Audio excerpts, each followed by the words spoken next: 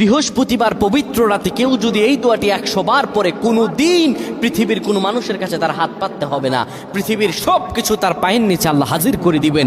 দারিদ্রতা থেকে মুক্তি দান করবেন, বিপদ আপদ থেকে মুক্তি দান করবেন, তার সম্মানকে সুউচ্চতা দান করবেন, অসুস্থতা থেকে দূরে রাখবেন, আল্লাহর অশেষ দয়া ও রহম তাকে দান করে দিবেন। সুবহানাল্লাহ। বৃহস্পতিবার রাত এটি গুরুত্বপূর্ণ রাত।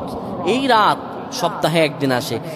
আরবিতে রাত আগে আসে, দিন পরে আসে। সুতরাং বৃহস্পতিবারের যে দিন গিয়ে রাত, এটি বৃহস্পতিবার রাত নয়, এটি শুক্রবারের রাত, এটি জুমাবারের রাত, এটি দোয়া কবুলের রাত, আল্লাহর কাছাকাছি হওয়ার রাত। সুবহানাল্লাহ। এই বৃহস্পতিবার রাত আল্লাহ তাআলা বান্দার দোয়া কবুল করেন।